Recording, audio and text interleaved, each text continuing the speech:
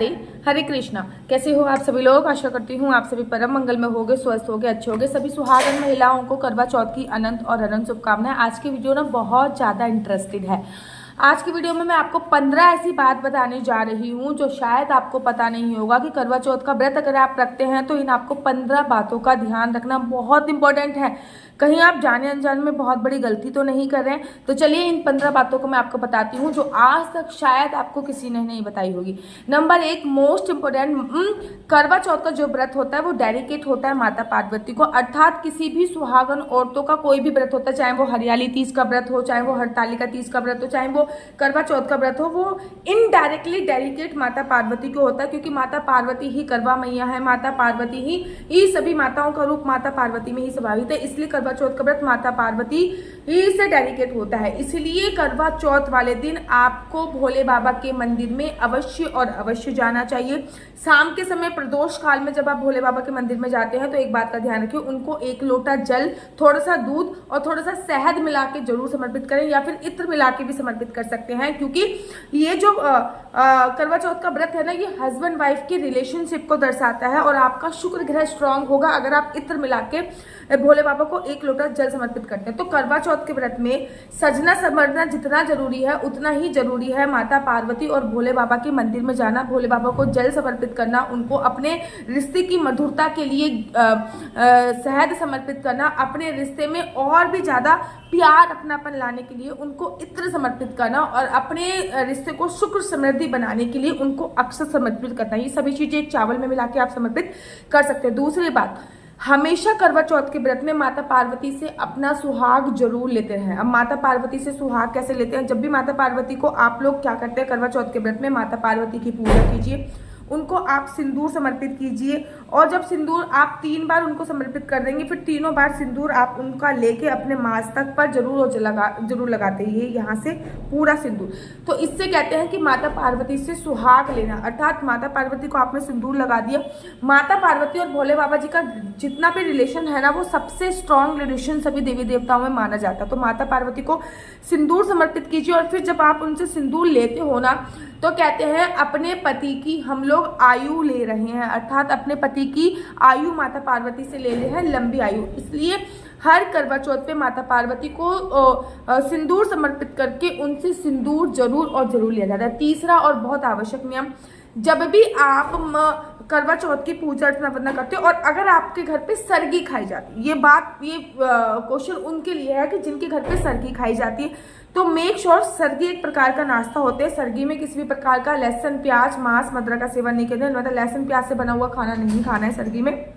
Make sure कि पहले आप नहाइए, मेक श्योर पहले आपको नहाना है, नहाने के बाद ही आपको सरगी का इंटेक करना है। ये नहीं सो के उठे मुंह हाथ धो लिया, क्योंकि फिर दोबारा सरगी खाने के बाद सोना है। तो मेक श्योर कि आपको पहले नहाना है, फिर वस्त्र पहनने हैं, फिर वो सरगी की जो थाली है पहले एक भगवान के लिए समर्पित करनी है, फिर अपनी सासू माँ को समर्पित करनी है, तब आप सरगी खा सकते हो अगर आपके घर पे सरगी खाई जाती। अगर नहीं खाई जाती तो कोई बात ही नहीं। तीसरा और चौथी और बहुत, माता पार्वती का ये व्रत है तो माता पार्वती को श्रृंगार का सामान जरूर समर्पित करो। थोड़ा सा साइंस श्रृंगार का, सब मेहंदी हो गया, बिंदी हो गया, टेन पॉलिश हो गया, बिंदी होगी, तो ये कुछ श्रृंगार का सामान माता पार्वती को आप लोगों को जरूर समर्पित करना होता है। क्योंकि ये जो व्रत होता है ये माता पार्वती से ही और भोले बाबा से ही संबंधित व्रत है, तो उनको श्रृंगार का सामान जरूर समर्पित होता है। इस सामान में, इसमें आप एक श्रृंगार की थाली अपनी सास के लिए भी जरूर निकालें। उसमें आपको जोड़े से, हमेशा श्रृंगार की थाली जब भी आप अपनी सास के लिए निकाल रहे हैं ना, तो मेक श्योर जोड़े से आपको उसमें कपड़े रखने होते हैं। जैसे कि सास के और ससुर के दोनों के कपड़े रखने होते हैं। सास को थोड़ा सा श्रृंगार का सामान रखना होता है। अगर आपके यहाँ पे मीठे करवों का प्रावधान है तो आपको मीठे करवे रखने होते हैं। अगर आपके यहाँ पे मीठे करवों का प्रावधान नहीं है तो आप कुछ अमाउंट और दक्षिणा रखकर कुछ पैसे भी आप दे सकते हो, ठीक है। तो मेक श्योर जो भी आप साड़ी निकाल रहे हैं केवल सास की साड़ी ना निकाले, उसमें ससुर जी की भी कपड़े आपको निकालने होते हैं, ठीक है ना। थोड़ा सा सुहाग का सामान। अब बड़े सारे लोगों का ये भी प्रश्न होता है, दीदी हमारे ससुर जी नहीं है और हमारी सास विधवा है, तो क्या हमें उनको सुहाग का सामान समर्पित करना चाहिए या फिर हमको उनको साड़ी देनी चाहिए? या फिर देखो, एक मान सम्मान इज्जत अलग बात है और एकदम से उनका निरादर करना बहुत अलग बात है, ठीक है ना। आप ऐसे कीजिए, अगर आपके ससुर जी नहीं हैं और आपकी सास सुहाग का सामान नहीं ले पाती हैं, नहीं ले पाए, तो आप ऐसे कीजिए, एक अच्छी सी बढ़िया सी साड़ी लेके आइए उनके लिए, एक अच्छी सी साड़ी उनको गिफ्ट कीजिए, थोड़ा सा लाइट रंग भी चलेगा, उसमें थोड़ी सी मिठाई रखकर और थोड़ी सी दक्षिणा रखकर आप अपनी सासू माँ को समर्पित कीजिए, और जो सुहाग का सामान हुआ पार्वती मैया को समर्पित कर दीजिए। याद रखिए, आपकी सास ने आपके बेटे को पैदा किया है, तो आप उनका निरादर नहीं कर सकती हो किसी भी कीमत पे, चाहे वो सुहागन हो चाहे ना हो, ठीक है ना। वो आपके पति की माँ है, तो आप उनका निरादर नहीं करोगे। ये भाव अपने मन से अलग हटाइए कि मेरी सासू माँ विधवा है तो मैं उनको सुहाग का सामान नहीं दे सकती। सुहाग का सामान बेशक आप पार्वती मैया को दे दो, लेकिन फिर भी उनकी इज्जत के लिए, उनकी रिस्पेक्ट के लिए, बड़ों का आशीर्वाद लेने के लिए ये आप उनको एक गिफ्ट दे रही हो करवा चौथ पे कि थैंक यू, आपने मुझे इतना अनमोल रतन मेरे पति को वो दिया है जिसके साथ मैं अपना जीवन यापन कर रही हूँ, ठीक है ना। ये आपका एक पॉइंट हो गया। नेक्स्ट बात जो होती है, जो बड़े लोग पूछते हैं कि दीदी ये करवा चौथ के व्रत, नेक्स्ट बात जो आपको याद रखनी है वो याद रखें, करवा चौथ के व्रत में आपको शाम को जो आप खाना खा रहे हो वो भी लहसुन प्याज से, विदाउट लहसुन प्याज का होना चाहिए। पूरे दिन आपने व्रत रखा है, एकदम सात्विकता का व्रत रखा है, अपना ओरा क्लीन किया है, पानी भी नहीं पिया, और शाम को आपने दबा के लहसुन प्याज का खाना खा दिया, तो ऐसा मना है। शाम को एकदम सात्विक खाना खाकर ही आपको व्रत खोला है। मेक श्योर कि जब भी आप चांद को अर्घ दें उसी के बाद व्रत खोले। कहीं कहीं पे ये प्रावधान होता है कि कथा सुनने के बाद आप पानी वानी का इंटेक कर लेते हो। याद रखिए, अगर आपके घर पे ये रूल्स रेगुलेशन है कि कथा सुनने के बाद आप चाय और पानी पी सकते हो, तो आप बेफिक्र डेफिनेटली पीजिए, लेकिन शास्त्रों में ऐसा कोई विधान नहीं। शास्त्रों में जब माता द्रौपदी ने ये वाला व्रत रखा था ना, तो उन्होंने निर्जला और निराहार रखा था, अर्थात ना तो उन्होंने सरगी खाई थी, ना ही उन्होंने कथा सुनने के बाद कोई पानी इत्यादि का सेवन किया था। फिर भी अगर आप पानी इत्यादि का सेवन आपकी सासू माँ करवा देती हैं तो आप कर सकते हो, लेकिन कुछ भी फल नहीं खाना है। लोग केले सेब भी खा लेते हैं, कृपया करके थोड़ा सा अपना, एक दिन आप अपने पति के लिए भूखे प्यासे नहीं रह सकते हो, एक दिन आप अपने पति के लिए निर्जला निराहार नहीं रह सकते हो, अपेक्षा करते हो कि वो आपकी जन्म जन्म तक साथ दे, ऐसा नहीं होता है। याद रखिए, जो व्रत शास्त्रों में विधान है उसी व्रत पे आपको उसी के आधार पे चलना होता है, ठीक है ना। अगर आपके हस्बैंड आपको गिफ्ट दे रहे हैं, ये उनके लिए कि अगर आपके हस्बैंड आपको गिफ्ट दे रहे हो तो मेक श्योर आप भी अपने हस्बैंड को कुछ रिटर्न गिफ्ट दीजिए, क्योंकि ये दोनों रिश्ते में प्यार का संबंध होता है। आप दोनों एक दूसरे को परफ्यूम अवश्य इस टाइम पे गिफ्ट दीजिए।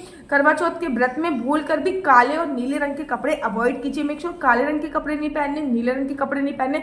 बाकी आप कोई भी कपड़े पहन सकते हो, लेकिन काले और नीले। हाँ, शादी का कोई भी सामान आपके पास हो जो आपने फेरे के वक्त आपके पास हो पर्टिकुलर, वो जरूर धारण करना होता है। जैसे कि चूड़ा हो गया, मंगलसूत्र हो गया, कोई भी सामान जो आपने फेरे के वक्त, ये नहीं कि जयमाला हो रही है तब आपने वो सामान यूज किया हो, जब आपके फेरे हो रहे होते हैं, जिसको कहते हैं गठबंधन होने के बाद फेरे होते हैं, उस टाइम पे आपके बॉडी में जो भी चीज थी वो आपको करवा चौथ पे यूज करनी होती है।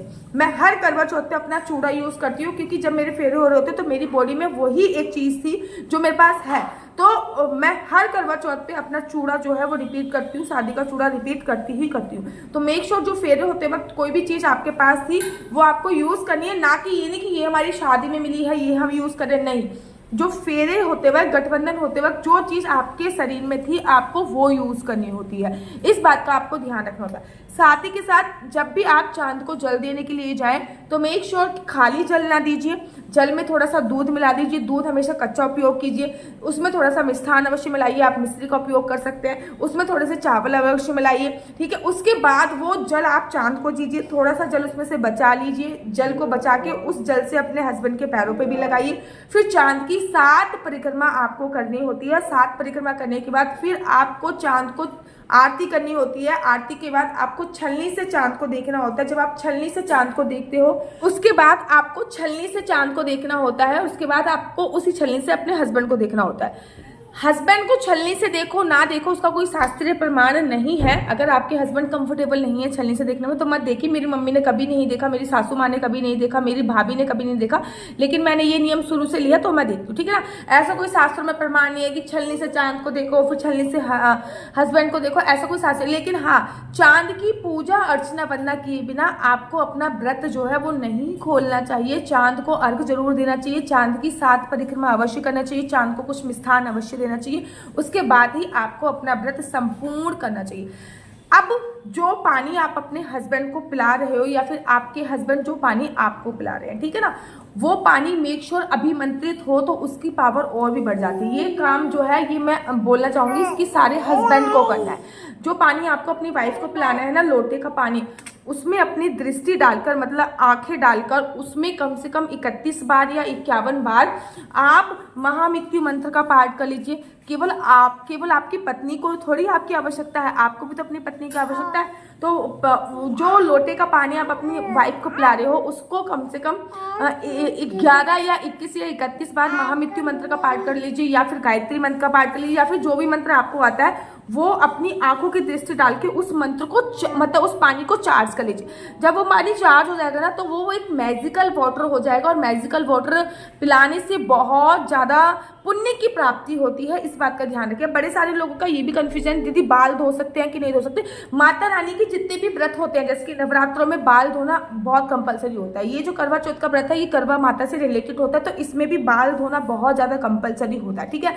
आप लोग करवा जरूर लेके आए। अगर आप अकेले रहते हैं तो करवा एक्सचेंज माता पार्वती से करें, अगर सासू माँ के साथ रहते हैं तो करवा एक्सचेंज सासू माँ के साथ कर सकते हैं। देखो मैं पूजा विधि यहाँ पे इसलिए नहीं बता रही कि हर घर की अपनी एक अलग पूजा विधि होती है, हर घर के अपने एक अलग रूल्स रेगुलेशन होते हैं। अगर आप चाहते हो कि मैं पूजा विधि बताऊं तो मैं आपको पूजा विधि भी बता सकती हूँ, लेकिन इस बात का आपको ध्यान रखना है कि जो पूजा शास्त्रों के अनुसार होती है वो पूजा मैं आपको बताऊंगी। इसलिए मैंने कोई भी वीडियो में बहुत अच्छी तरीके से पूजा विधि नहीं बताई, क्योंकि हर घर के अपने अलग रूल्स रेगुलेशन होते हैं। मेक श्योर कि करवा चौथ का जब व्रत है तो 4:30 बजे से लेकर 6 बजे तक आप किसी भी प्रकार की कोई पूजा ना करें, क्योंकि इस टाइम पे राहु काल का टाइम है, और राहु काल पे किसी भी प्रकार की कोई पूजा शास्त्रों में मनाही होती है।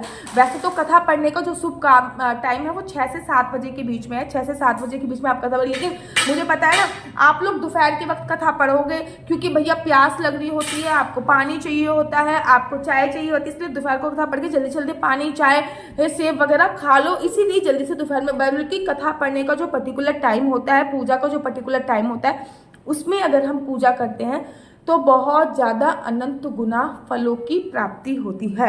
करवा चौथ का व्रत चंद्रमा की पूजा के बाद ही विश्राम होता है, सूर्य भगवान की पूजा के साथ ही शुरू होता है। रविवार के दिन करवा चौथ पढ़ना अपने आप में बहुत अच्छी बात है, क्योंकि सूर्य भगवान का दिन है और सूर्य से ही चंद्रमा रोशनी ग्रहण करता है। तो आशा करती हूँ ये सभी नियम आप लोग जरूर फॉलो करेंगे। अगर आप लोग अपनी कुंडली मुझसे दिखवाना चाहते हैं तो मेरा नंबर है 429202565। केवल आपको अपनी डेट ऑफ बर्थ मुझे भेजनी है, और आपकी डेट ऑफ बर्थ के माध्यम से मैं आपकी पूरी कुंडली एनालाइज करके आपको बताऊंगी। याद रखिए इस नंबर पर किसी भी प्रकार का कोई क्वेश्चन पूछने के लिए मुझे फोन मत कीजिएगा। और अगर आपको मेरी वीडियो अच्छी लगती है तो आप अपना यूट्यूब चैनल हरि बोल को लाइक से सब्सक्राइब करना बिल्कुल भी मत भूलिए। तब तक के लिए मुझे दीजिए इजाजत। राधे राधे, हरे कृष्णा, हरि बोल, राधे राधे बोल दो।